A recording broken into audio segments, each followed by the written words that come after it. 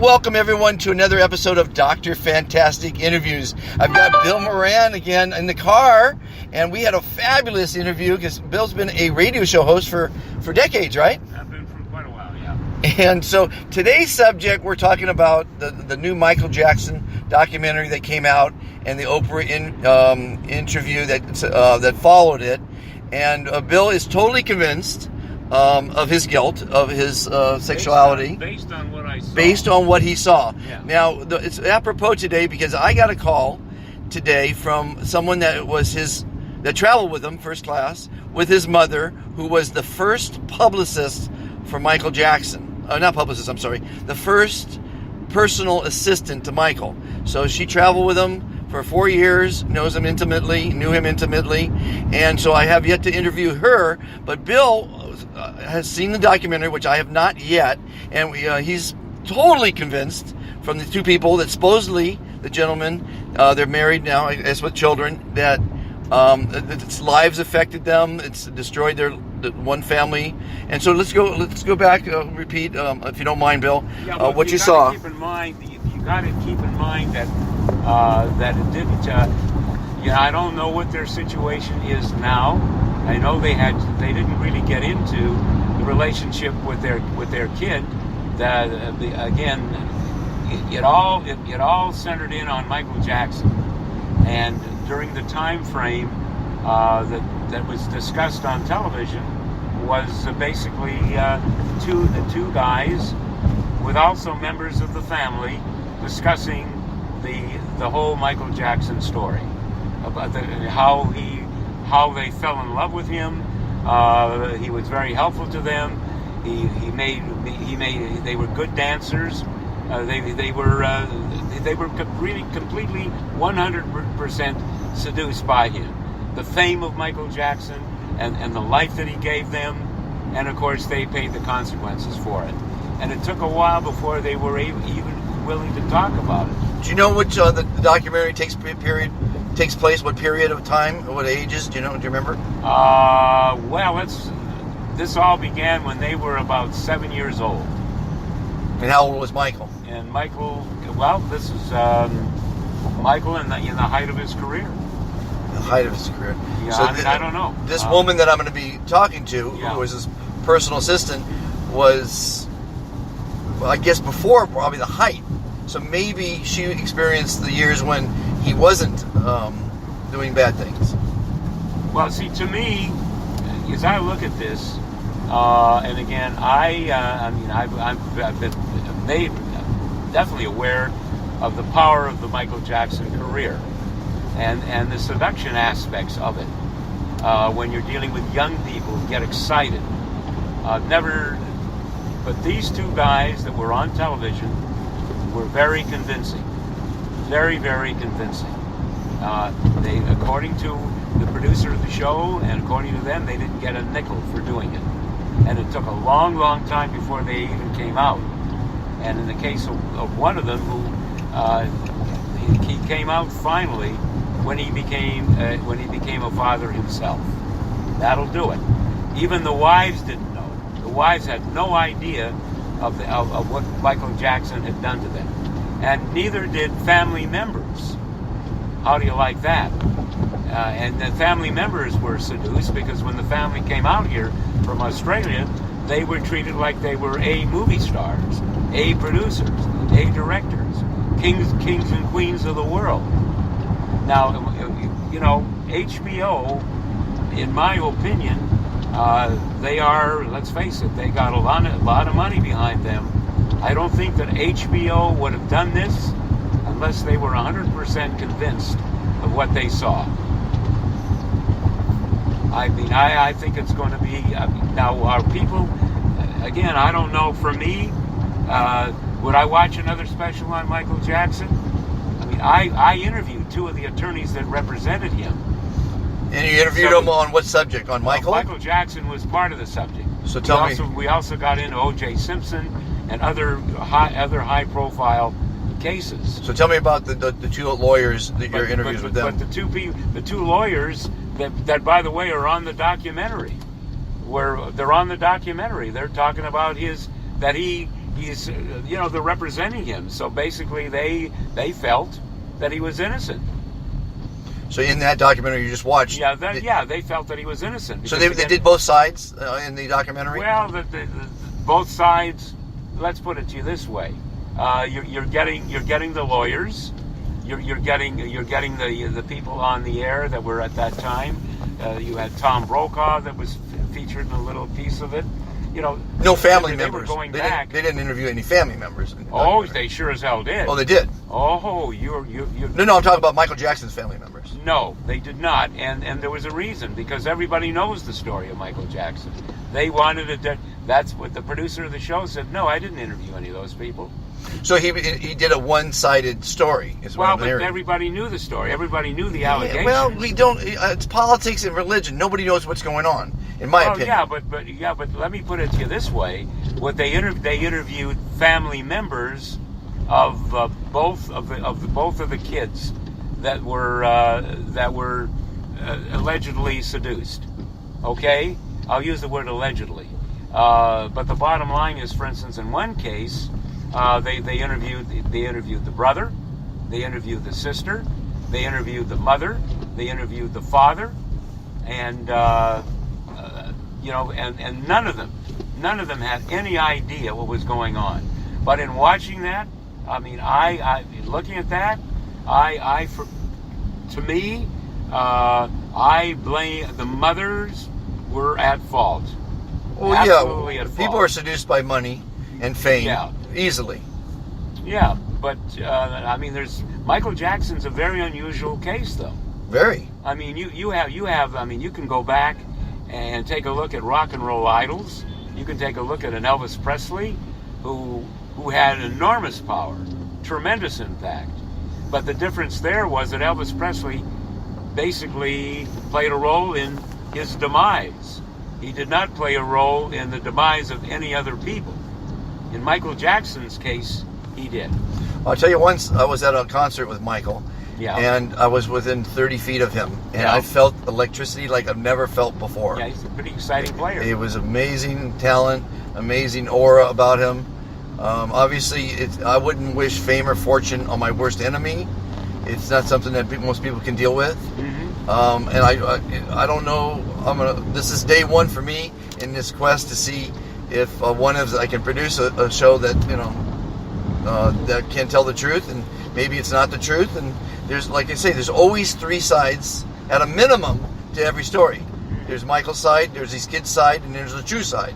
So I'm going to go on a little bit of a quest right now, day one in my quest to find the truth. And there are many truths, I'm sure, Well, there's also death threats that have been issued. I don't know if you're aware of that. No. Death threats against both those kids. They're grown-ups now. Right. People who are diehard. I mean, there's still people that are diehard O.J. Simpson advocates that say he was innocent. Mm-hmm. I mean, even if they had a video, which most they did that night, they would have said, "Well, it's dark, you can hardly tell it's him." I mean, he got away with murder. He got away with murder, but it was also from a race standpoint.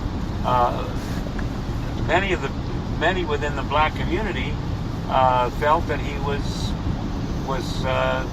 guilty, was innocent. Yeah, well, whereas the white community went the other way. It was totally black and white. Yeah, the funny part about it, I listened to the closing arguments. I'll never forget that trial as long as I live. Yeah. And these jurors didn't even listen, because you'd have to be an imbecile to not, when they did the presentation, to see that he was guilty. So they had their mind made up before it went to the closing arguments. Totally. They weren't going to be convinced either way. It was a black and white deal. It was all about race. And he was guilty as a heart attack. And he even was guilty in civil court. Yeah. They found guilty. So that's where the real truth lies, The thing is, I am. Look, everybody. Look, you know the name of the game today too. Everybody looks for ratings. Right. Now, Oprah Winfrey, who had nothing to do with the documentary, obviously either she approached them or they approached her. I mean, HBO or the producers. You see, but the producers had nothing to do with the Oprah Winfrey Hour. Although the person who did the show was sitting sitting with the two boys. And then Okay. they had a couple of experts dealing with the subject matter in the audience, and keeping in mind that Oprah Winfrey she said she had done a lot of subjects, given a lot of coverage to the very subject of pedophiles and young kids and what it all meant. But she said this one captured it more than anything she's ever done. Well, now I beg the question: were these guys paid for the interview? No. From Oprah. Not even Oprah's interview. That I don't know. See, that's the thing. Now I they're don't getting. think so. Now they're famous, right? Yeah, they're famous, but they paid a price for it. They're going to pay a price for it, but I mean, they can write a book now, right? Yeah, but It's all about money. You got to agree with that. Oh, It's everything's all about money. Everything's now. Do I know? I don't know whether Oprah. I don't think so. I don't believe they got. Again, I don't know on Oprah Winfrey, but Yeah. I do know that. I guarantee you, Oprah Winfrey made money from that. Whatever she just did, she doesn't do anything for free. Nobody does anything for free. I'm sure HBO. It was actually shown on her own cable network and on HBO. HBO was really the big player. Right. And HBO really pushed it. HBO really pushed it. Now you have to wonder, why would they go with it if there's going to be a lawsuit? You know damn well they have the best attorneys in the world that are right there. Otherwise, why would they run it? Well, and then I can answer that. It's because there's no such thing as bad publicity. You as a working in that field, Yeah. Exposure is now HBO is the number one topic on everyone's mind in the country, if not the planet, because of that. Correct? Well, at the moment they are. And what price do you pay? What's the lawsuit? 100 million? Is it 10 million? We don't know what that lawsuit's going to be. But you know what? On some of the newscasts that I was listening to, it was referenced this morning. On the Bill Handel show, and he's got an enormous audience on KFI, enormous audience, and he's the best in the game. And I heard that they were discussing it a little bit, but it is not making news headlines just on regular newscasts. It's not getting a lot of attention on there that I've heard so far. So I don't know. I don't know.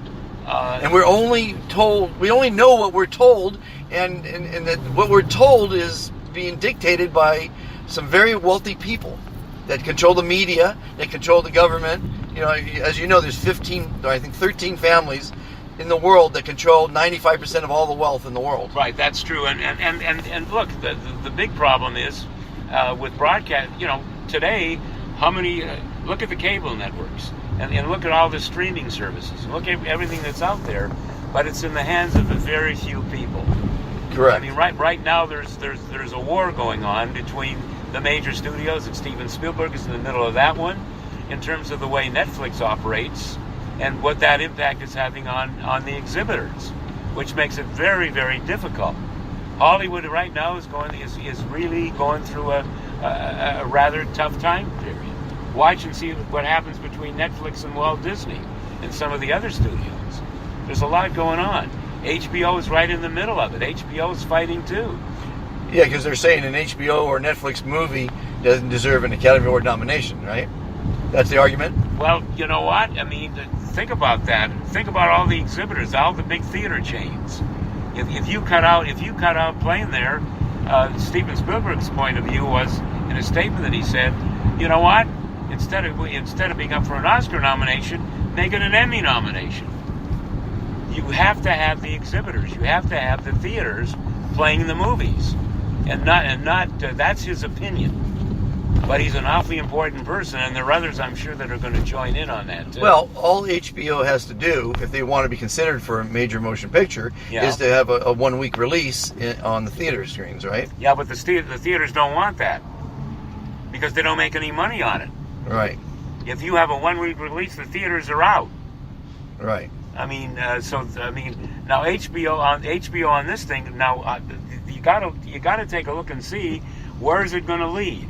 If there's going to be another Michael Jackson thing, after a while to me there's going to have to be something about that special that I haven't seen before that's going to get me to watch it. Well, here's what my thinking is. I'm a businessman. I don't want to I wouldn't be watching kids saying, I love the guy, Right. I don't believe it. Well, here's my thinking. Here's my thinking. As a businessman, Yeah, okay. there's tens of millions of avid Michael Jackson fans that want to hear the truth, or they'll just believe what they want to see. Again, you're totally convinced on that end, and again, we're gonna do. If I do a documentary, when you watch that, you may be totally convinced on the other end. We're never gonna know the truth, probably. But who does? Let me put it to you this way: all these kids out there that are going to say they love him, fine and dandy, they don't know the truth. Correct. And family members, do you think they know the truth? What makes them valid? Well, Janet Jackson talking about it. You think she knows? Do you think that any of the Jackson family knows? I would think they would at one They're going to point, hide it, but they're going to hide but it. they're gonna hide it. You're going to. So what is that? What good is that? Yeah, well, I guess you have to have someone like this lady who has nothing to gain either way. Well, that could be validity. Yeah, that could be valid. But who's going to care? But then about again, if it's only 4 years at the beginning of his career, which he had, how long was his career before? I mean, I don't know. Was it 15 years, 20 years, or? Yeah, he was around. The Thriller was, I believe, was 82, and then they had Bad. When did he die? What year did he die? God, it's been a while. I'm not sure, but you see, but you know what? Well, let's just say. Let's say 20 years if we're exaggerating. Yeah. So she's there for the first 4. That leaves 16 years where she doesn't know what's going on. Right? I know for me personally, I wouldn't. To be honest with you, if she comes on, how in the world would she know? Was she in the bedroom when he was there with the kids? When you're traveling with someone in a private jet and you're in the same hotel room and you're their personal assistant, that means you're taking their phone calls, you're arranging their meetings. Okay, yeah, but you're not arranging. But a lot of this stuff, again, based on what I saw, because I don't know, but I'm based on what HBO showed me, what the special showed me. A lot of that stuff, nobody knew. Nobody knew. Nobody knew. Someone handles him. These people have handlers, right? Everyone has a handler, right? Okay, if he's got a handler, but they're not in that hotel room. They're not in that room when he's there with a little boy or 2 little boys. But they know if he went into the bedroom and then spent the night with a little boy, okay. if they weren't in the bedroom. What are they going to say? Well, they're going to say that it happened or maybe it didn't happen. But how would they know, though? Because they were there. Yeah, but they're not in the room with him. No, what I'm saying is, can we corroborate that on X day that this little boy spent the night? If the corroboration is no, he never did. He had dinner there at the restaurant and then went home, and other people are saying he spent the night. I mean, there's, like you said, there's 3 sides to every story. But that's going to be hard. Again, I don't know. I mean, would I watch another documentary on him? It depends. It depends who they would have on. But again, if I could pull off even just the people I personally know, Barry Gordy, one. Of course, he's not going to. How would he know? He probably wouldn't say it even if he knew it, right? He wouldn't know. And Barry Gordy's, Barry Gordy right now, he's harder to reach than he used to be, because we have tried to honor Barry Gordy. Oh, have you? And I was dear friends with him. I'm still good friends with his son, Stefan. But Barry Gordy, I mean, Barry Gordy, everything with Barry Gordy is historical now because his story really was the Motown days. Right. When in Detroit, that's when the action was. Right. Because they certainly didn't have the power in L.A. they had in Detroit. Detroit is where Marvin Gaye was created, and Diana Ross and the Supremes, and Stevie Wonder. It all started there. And then when Motown was sold, Motown was never the same, were they? No. But Barry Gordy was a mastermind. Yeah. But he's not going to know. He's not going to know. He's going to. I don't know what he's going to say, but he certainly isn't going to want to weigh in on whether he did or whether he didn't. He'll only want to weigh in on how great he was. Right. Don't you think I'm right there? Well, yeah. I mean, I just want to talk to the people I have connections to that knew him personally, and that'd be my angle. on it. You know what I'm saying? I wouldn't care what the lawyers have to say. I wouldn't care about what the promoters had to say, because they only knew him as a great artist who could sell out. Right. I wouldn't care one iota Well, of what they're saying about him. I think interviewing the bodyguards. I think interviewing the staff. bodyguards wouldn't know either. They wouldn't know. They're not in that room. They're not in that room. I mean, you'd really, really need somebody that could give. I mean, I wouldn't care about a bodyguard. The staff, maids. But they're not going to know either. And how are the maids going to know? Are they going to look for blood on the bed? Are they going to look semen, blood, yeah. Condoms? Are they going? Are they openly going to say something? Well, they signed a non-disclosure agreement, as everyone did that worked with him. Yeah, well. But now that he's passed, does that hold up still? I don't know. That's an interesting question, isn't it? Yeah. And I know. I also was told that when his staff worked for him, they weren't allowed to connect with his eyes. If they looked in his eyes while passing, right? Yeah, they got fired. He would never allow anyone to look in his eyes. Yeah. That worked in as a staff member. That's what I was told. I So don't know. I'm going to dig into it, see what happens. You know, you may look. Michael Jackson is still a. It's a household name. He's a household. No, everybody knows him. And there are many people who, these young, and again, the appeal there was that it was so young. That audience was so young that were infatuated with him. But, was he? I mean, I wouldn't go so far as to say he's the greatest entertainer that ever lived. No, I wouldn't say that either. He was a hell of a talent. But he was an enormous talent, and he also had a history in his mind. He knew what became. He loved a lot of the performers that were around before he was around. Yeah, so he wasn't stupid. I mean, he knew the history of music, right? He had a great knowledge of music. No question about it. He could do a lot of material, and of course, let's face it, he owes a lot of his success though to Quincy Jones. Quincy Jones, look at Thriller. I mean, go on. Yeah, Thriller was amazing. Yeah, that was a huge album, and you think about that was made all those years ago, and it still gets played today, as if it was yesterday. Yeah. And it does reach a younger demographic too. I mean, from an artistic point of view, there's no argument. He hit it out of the park with the bases loaded. Certainly did. But some of these kids paid a price for it, and that's, but that's.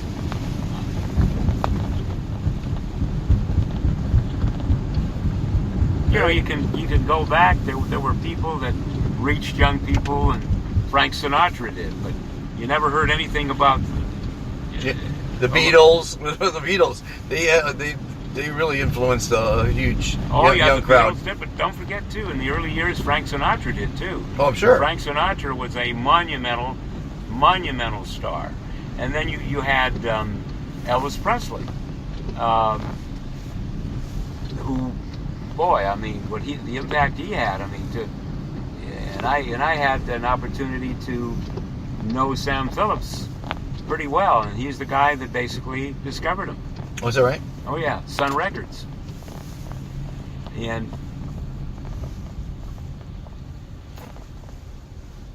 when you were in as a talk show host, mm-hmm. right? Yeah. It was during the Michael Jackson era.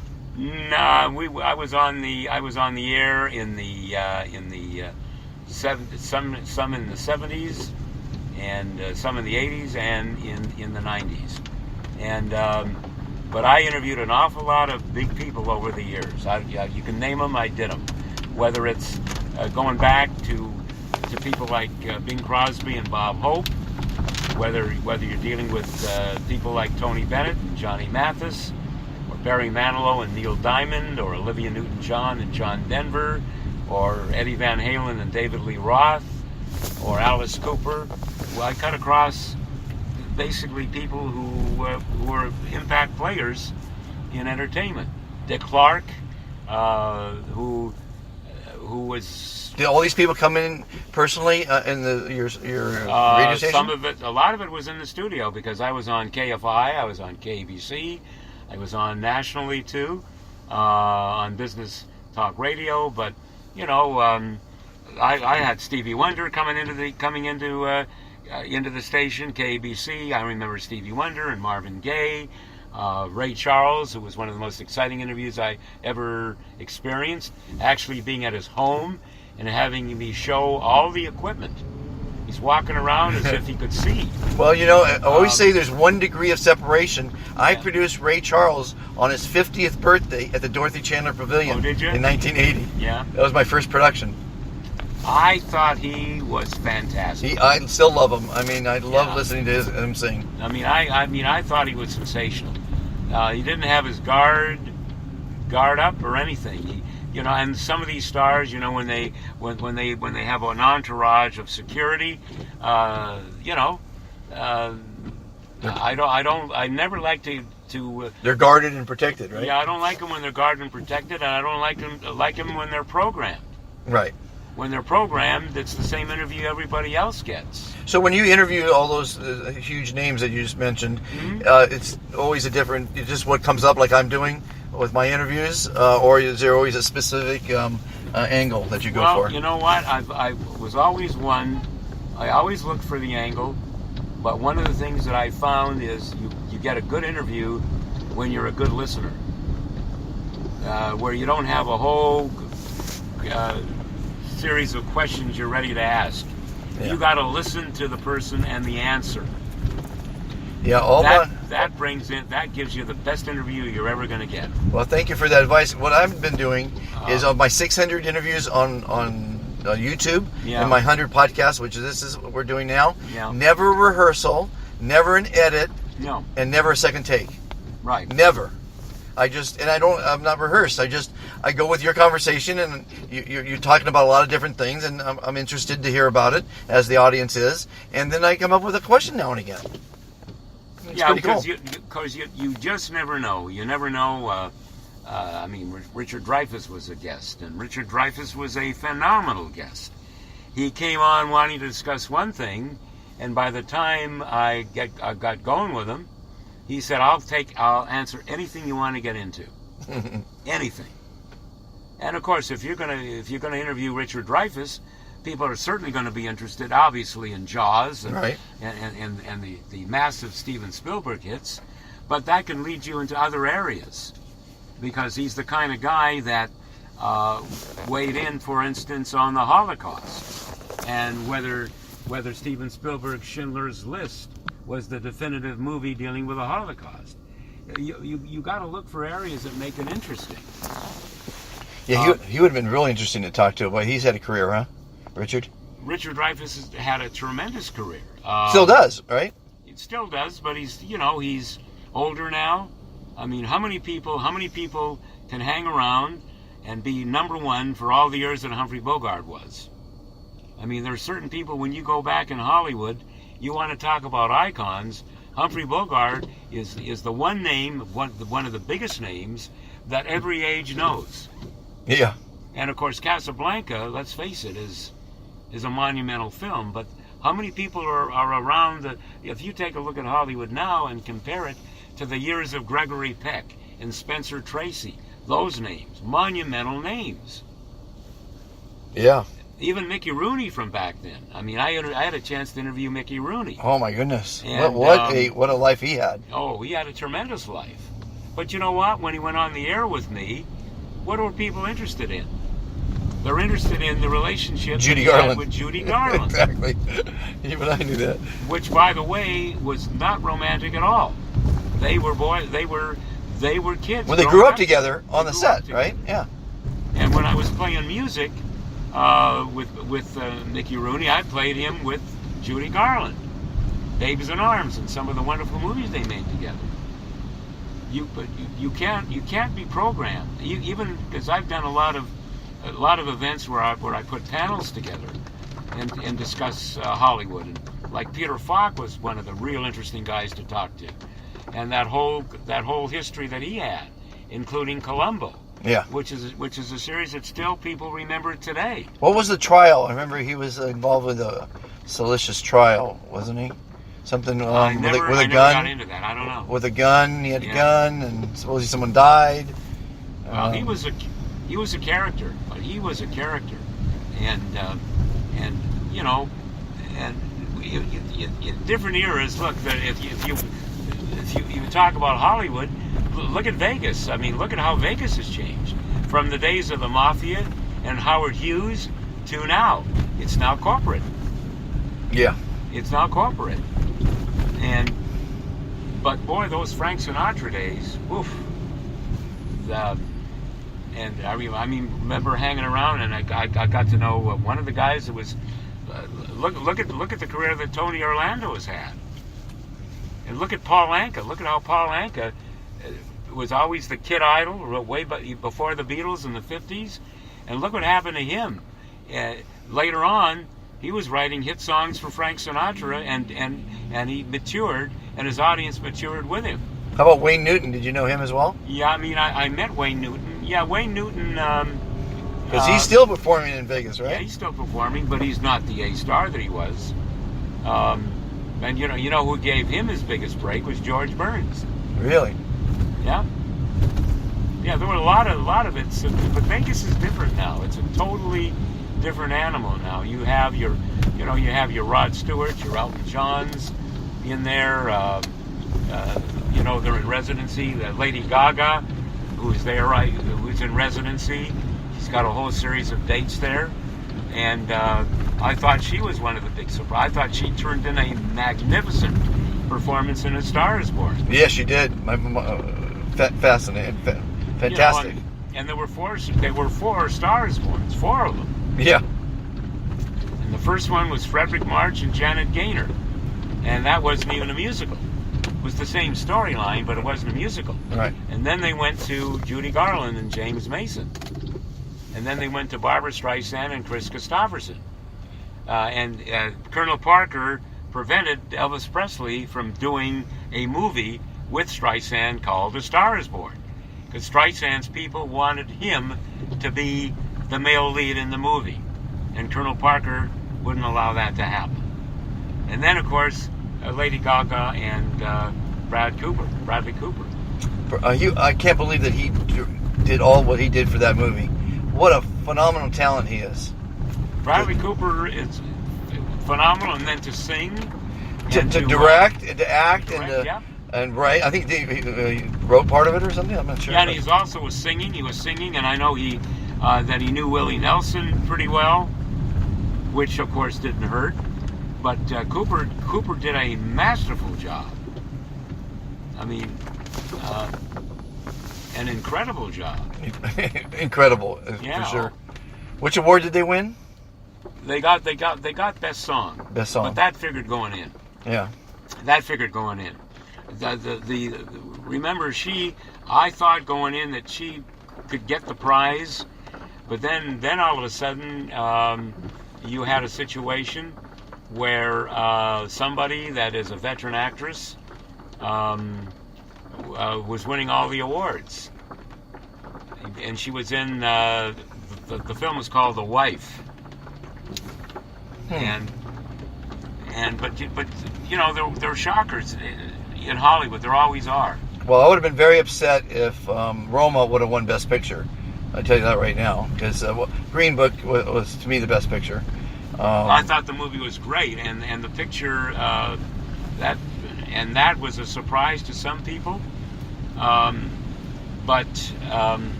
it's one of those situations where Netflix may not necessarily. I think Netflix did not win Best Picture, and there were an awful lot of people who voted that obviously prevented that from happening. Right? Yeah. But on the other hand, the director won Best Director, Best Cinematography, and let's see, there was one other, and Best Foreign Language Film. But I got to tell you something. Even there, looking at Roma, the cinematography in that film was spectacular. Yes. It was absolutely spectacular. The drowning scene. If you remember, did you see the film? I saw the film, yeah. You know the drowning scene with the kids? I don't remember it. Woof. I mean, the cinematography was spectacular, and I buy into that. And in black and white yet, too. Yeah, but I still think black and white is a great art form. If used right, yeah. I mean, you know, it's... I'm just trying to remember. Glenn Close. Glenn Close was favored across the board. Right. Won every award imaginable except the Academy Award. She didn't get it.